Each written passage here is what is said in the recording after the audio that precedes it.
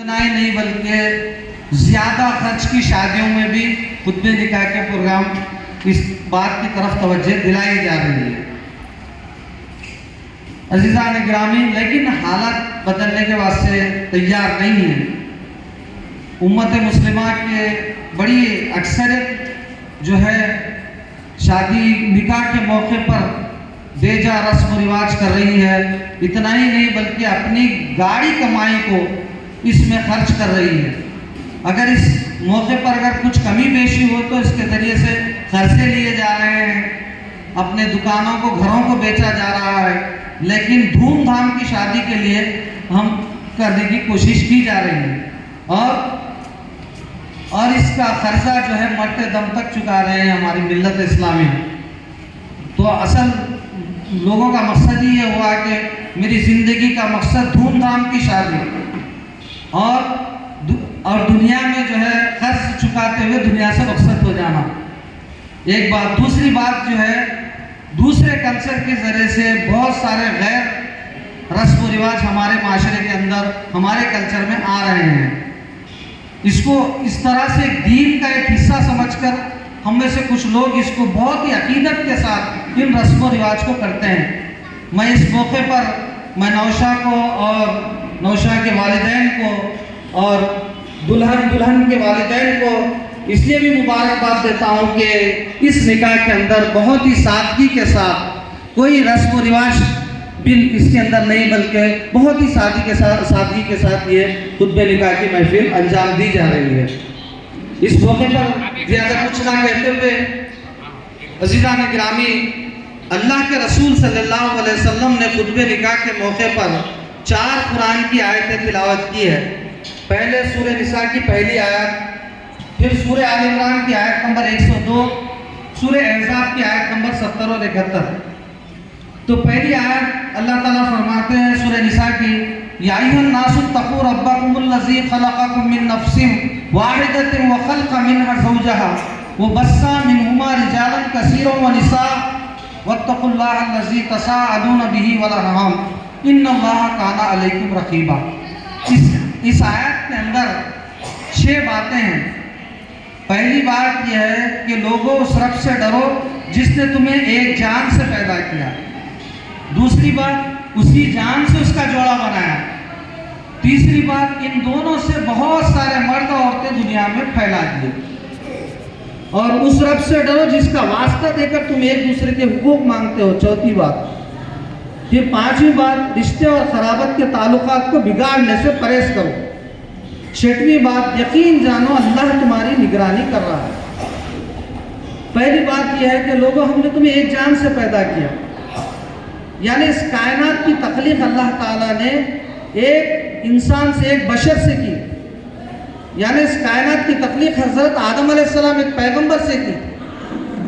جو آج کل جو نظریات آ رہے ہیں کہ انسان بندر سے وجود آیا انسان کا، لیکن قرآن اس کی نفی کرتا ہے۔ لوگوں، ہم نے تمہیں ایک جان سے پیدا کیا۔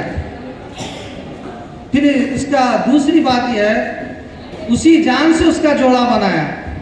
مفسرین نے اس آیت کے سلسلے میں جو بائبل سے کوٹ کرتے ہیں کہ آدم علیہ السلام کی پھسلی سے حوا علیہ السلام کو پیدا کیا گیا۔ تلمود کے اندر بالکل کلیئر ہے کہ آدم علیہ السلام کی دائیں جانب کی نچلی پھسلی 13ویں پھسلی سے حوا علیہ السلام کو پیدا کیا گیا، یعنی اسی سے اس کائنات کی ابتدا ہوئی۔ یعنی دنیا کے اندر سب سے پہلا رشتہ جو ہے شوہر اور بیوی کا رشتہ ہے۔ نکاح کے موقع پر ایک مرد ایک عورت کے درمیان رشتے ازواج قائم ہوتا ہے، جس طرح سے آدم علیہ السلام اور حوا علیہ السلام کے درمیان ہوا تھا۔ ان کے ذریعے سے اب تک نسلیں پھیلتی رہی، اب اس جوڑے کے ذریعے سے بھی نسلیں پھیلتی رہی۔ اس طرح سے تیسری بات یہ ہے، ان دونوں سے ہم نے بہت سارے مرد اور عورتیں دنیا کے اندر پیدا کیے۔ اب دنیا کے اندر جتنے بھی لوگ ہیں، چاہے وہ ہندو ہو، کرسچن ہو، یہودی ہو، دنیا میں جتنے بھی لوگ ہیں وہ دراصل ایک ہی ماں باپ کی اولاد ہے۔ اگر ہم جو ہے تمدن انسانی کو تھوڑا پیچھے لے کے چلے جائیں अगर माँ बाप तक चले जाए तो उनके भाई बहन एक हो गए, फिर दादा दादी के और पीछे ले गया तमुद्दुन इंसानी को तो चचेरे भाई और चचेरे बहनें एक हो गई। फिर इसी तरह से पीछे चले जाए तो एक पेरेंट आदम और हव्वा रहेंगे। इस रिश्ते के ज़रिए से सारी दुनिया के अंदर ये मोहब्बत भाईचारगी का जो इस्लाम के अंदर जो पैगाम है कि दो हैसियत से दुनिया में जितने भी रहने वाले इंसान हैं आपस में भाई है, एक तो सबका रब एक है, ये इस हैसियत से तमाम इंसान एक दूसरे के भाई है। दूसरी बात यह है कि सब आदम की औलाद है, आदम और हव्वा की औलाद है, इस हैसियत से भी एक दूसरे के भाई हैं। तो ये था तीसरा टुकड़ा। इसके अंदर चौथी बात, लोगों उस रब से डरो जिसका वास्ता देके तुम एक दूसरे के हुकूक मांगते हो। अब सवाल यह है, जिस तरह से हम हर चीज़ मांगने के लिए कभी भी मुतालबा करने के वास्ते हम सामने वाले तो ये कहते हैं कि अल्लाह के वास्ते मुझे मेरा हक दे दो। एक फ़कीर भी अगर कुछ मांगता अल्लाह के नाम से दे दो। तो यहाँ मुफस्सिरीन इस आयत की तफसीर में लिखते हैं, जिस तरह से तुम अपने हक मांगने के वास्ते लोगों को तलकीन करते हैं अल्लाह से डरो, जब हक देने की बात आ जाए तब भी अल्लाह से डरो। यकीन तो चौथा टुकड़ा यह है कि उस रब से डरो जिसका वास्ता देकर तुम एक दूसरे के हुकूक मांगते हैं। इस आयत के अंदर 2 मरतबा डरने का हुक्म दिया गया है। या दुनिया के आपस में इंसानी हुकूक के लिए अल्लाह से डरना ज़रूरी है, यानी कि बीवी और शोहर के दरमियान मोहब्बत पैदा होने के लिए, सास और बहू के दरमियान मोहब्बत पैदा होने के लिए, आपस में एक दूसरे के हुकूक अदा करने के लिए अल्लाह से डर, अल्लाह का तक़वा, अल्लाह की खशियत, अल्लाह का डर होना ज़रूरी है। फिर इसका 5वां टुकड़ा यह है कि रिश्ते और ख़राबत के ताल्लुकात को बिगाड़ने से परहेज़ करो। यानी कि हम देखते हैं शादी ब्याह के मौके पर अक्सर यही मामला, यही रिश्तेदारियां दूर होते हैं। अल्लाह ताला हुक्म दे रहे हैं कि इस मौके पर रिश्ते और ख़राबत के ताल्लुकात को बिगाड़ने से परहेज़ करो। अब सवाल ये पैदा होता है कि ताल्लुकात बिगड़ते क्यों नहीं?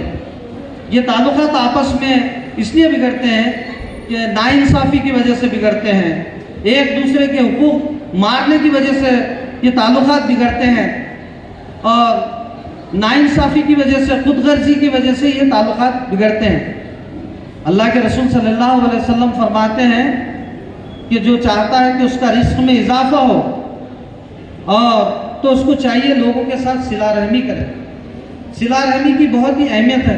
जो रिश्तों को काटते हैं वो अल्लाह के नज़दीक सख्त नापसंदीदा है। फिर 6वां मुतालबा है इस आयत का, यकीन जानो अल्लाह तुम्हारी निगरानी कर रहा है। अगर ये तसव्वुर हो जाए कि कोई ना देखो अल्लाह देख रहा है, इस तसव्वुर के साथ मिट जाएगा गुनाहों का तसव्वुर ही जहाँ से इकबाल, अल्लामा इकबाल रहमतुल्लाह अलैह ने फरमाया, मिट जाएगा गुनाहों का तसव्वुर ही जहाँ से इकबाल, अगर हो जाए यकीन कि अल्लाह देख रहा है। दिल पाक नहीं तो पाक नहीं हो सकता इंसान, वरना इब्लीस को भी आते थे वुज़ू के फ़राइज़ बहुत। और इकबाल ने तोड़ दी तस्बीह इसीलिए, क्या गिन के नाम लूँ उसका, उस खुदा का जो बेहिसाब देता है। अजब है नमाज मोहब्बत का ये सिलसिला इकबाल, कोई अदा करके रोए, कोई क़ज़ा करके रोए। तो ये जो है सूरह निसा की पहली आयत, जिसके अंदर मानवियत का समंदर है बहुत। तो 6 बातें हैं। लोगों उस रब से डरो जिसने तुम्हें एक जान से पैदा किया, उसी जान से उसका जोड़ा बनाया, इन दोनों से बहुत सारे मर्द औरतें दुनिया में फैला दिए। उस रब से डरो जिसका वास्ता देकर तुम एक दूसरे के हुकूक मांगते हो। रिश्ते और ख़राबत के ताल्लुकात को बिगाड़ने से परहेज़ करो, यकीन जानो अल्लाह तुम्हारी निगरानी कर रहा है। ये सूरह निसा की पहली आयत में जो 6 अहम बातें बताई गई है। फिर इस तरह से अल्लाह के रसूल सल्लल्लाहु अलैहि वसल्लम ने खुतबे निकाह के मौके पर सूरह आल इमरान की आयत नंबर 102, या अय्युहल्लज़ीना आमनुत्तक़ुल्लाह हक़्क़ तुक़ातिही वला तमूतुन्ना इल्ला व अंतुम मुस्लिमून। ए लोगो जो ईमान लाए अल्लाह से डरो जैसे कि उससे डरने का हक है, तुम्हें मौत ना आए इस हाल में कि तुम मुस्लिम हो। ہم دیکھتے ہیں مختلف قسم سے مختلف چیزوں سے انسان ڈرتا ہے. کچھ ڈر اس کے عارضی ہوتے ہیں, کچھ ڈر مستقل ہوتے ہیں. جیسا کہ کوئی انسان بہت بلندی پہ چڑھ گیا, ایک ڈر محسوس کرتا ہے, اور جب وہ جیسے ہی بلندی سے نیچے ہوتا جاتا تو اس کا ڈر ختم ہو جاتا ہے. ایک زلزلے کی جس وقت کیفیت ہوتی ہے اس وقت ڈر محسوس کرتا ہے انسان, وہ کیفیت ختم ہوتی ہے, ڈر ختم ہو جاتا ہے. بجلی کی گرج سے وقتیہ طور پہ اس کو ڈر محسوس ہوتا, وہ کیفیت ختم, وہ ڈر بھی ختم. مگر اللہ سے ایسا ڈرو جیسا کہ اس سے ڈرنے کا حق ہے, مستقل ڈر. اے لوگوں جو ایمان لائے, اللہ سے ڈرو جیسے کہ اس سے ڈرنے کا حق ہے. تم کو موت نہ آئے اس حال میں کہ تم مسلم ہو. تو اسی طرح سے سورہ احزاب آیت نمبر 70 اور 71 میں اللہ تعالیٰ فرماتے ہیں, یا ایھا الذین آمنوا اتقوا اللہ قولوا قولا سدیدا. یعنی اے لوگوں جو ایمان لائے ہو, ٹھیک بات کیا کرو. یعنی کہ جو رشتہ داریں آپس میں بگڑتی ہیں, تعلقات اگر آپس میں ایک دوسرے اس لیے بگڑتے ہیں کہ چکنی چپٹی باتوں سے, گھمانے پھرانے والی باتوں سے, لچھے دار باتوں سے, تو یہاں پر کتاب میں فرمایا, اللہ تعالیٰ فرمائے لوگوں, اے لوگوں جو ایمان لائے ہو, ٹھیک بات, قولوا قولا سدیدا, ٹھیک بات کیا کرو. یصلح لکم, اللہ تمہارے اعمال کو درست کر دے گا. یصلح لکم اعمالکم ویغفر لکم ذنوبکم, اور تمہارے خطاؤں سے درگزر فرمائے گا. یصلح لکم اعمالکم یغفر لکم ذنوبکم ومن یطع اللہ ورسولہ, جس نے اللہ اور اس کے رسول کی اطاعت کی, یہ دراصل سب سے بڑی کامیابی ہے.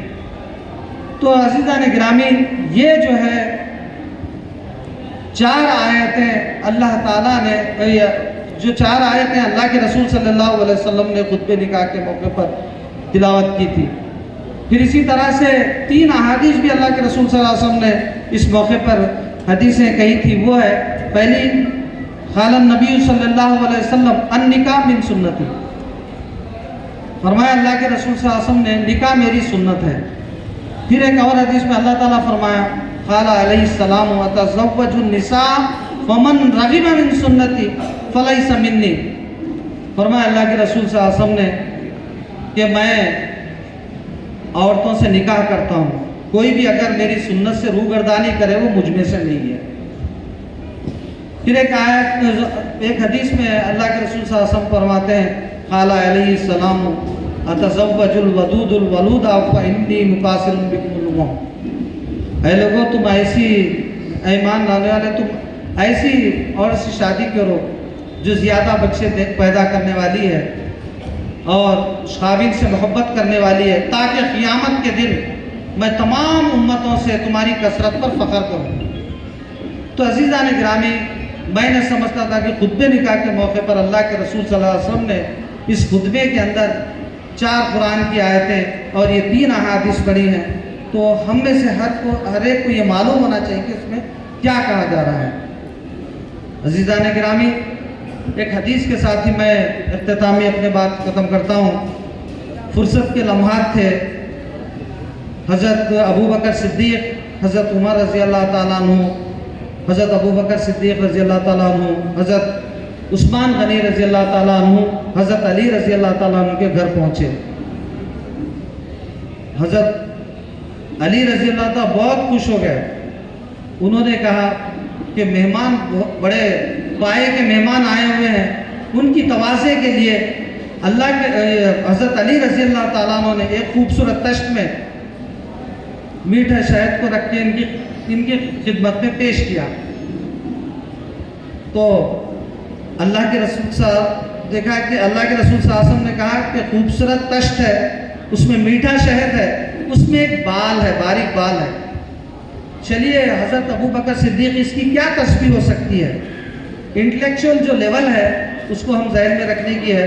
تو رکھنے کی بات ہے کہ حضرت ابو بکر صدیق رضی اللہ تعالیٰ عنہ فرماتے ہیں, مومن کا دل تش سے زیادہ خوبصورت ہے اور مومن کا ایمان شہد سے زیادہ میٹھا ہے, اور ایمان پر آخری دم تک قائم رہنا بال سے زیادہ باریک ہے.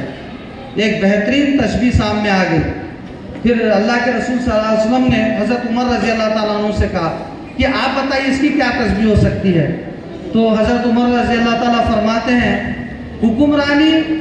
حکومت تش سے زیادہ خوبصورت ہے، حکمرانی شہد سے زیادہ میٹھی ہے، مگر حکمرانی پہ عدل و انصاف پر باقی رہنا بال سے زیادہ باریک ہے۔ دو بہترین مثالیں سامنے آ گئی۔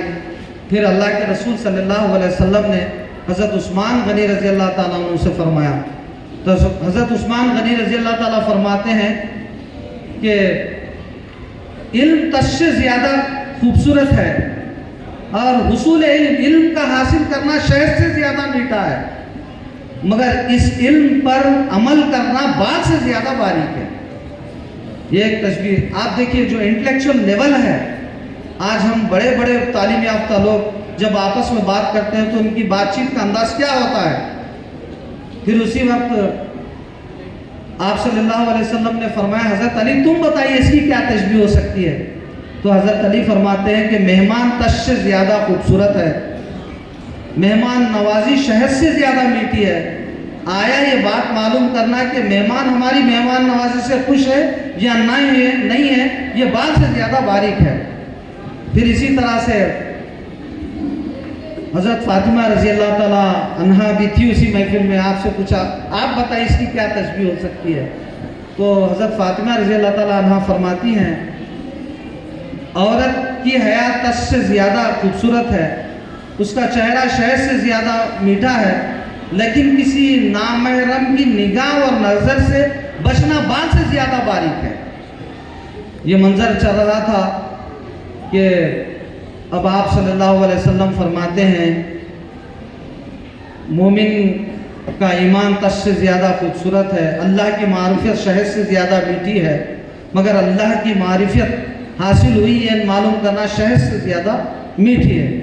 جب یہ منظر اللہ تعالیٰ اوپر سے دیکھ رہے ہیں تو جبرائیل علیہ السلام فرماتے ہیں آپ جائیے ہمارا میسج ان تک پہنچا دیجئے۔ جبرائیل علیہ السلام کہتے ہیں کہ اللہ تعالیٰ فرماتا ہے جنت تش سے زیادہ خوبصورت ہے، جنت کا راستہ، جنت کی نعمتیں شہد سے زیادہ میٹھی ہیں، جنت کا راستہ بال سے زیادہ باریک ہے۔ تو عزیزان گرامی، میں آخر میں اس دعا کے ساتھ اپنی بات ختم کرتا ہوں۔ اللہ تعالیٰ اس نکاح میں خیر و برکت عطا فرمائے، ان کے ذریعے سے ایک ایسی نسل وجود میں آئے جو اللہ کے دین، اس کے غلبے، اس کی اقامت، اس کے کلمے کی سربلندی کے لیے اپنے آپ کو وقف کر دے۔ وآخر الدعوانا ان الحمد للہ رب العالمین۔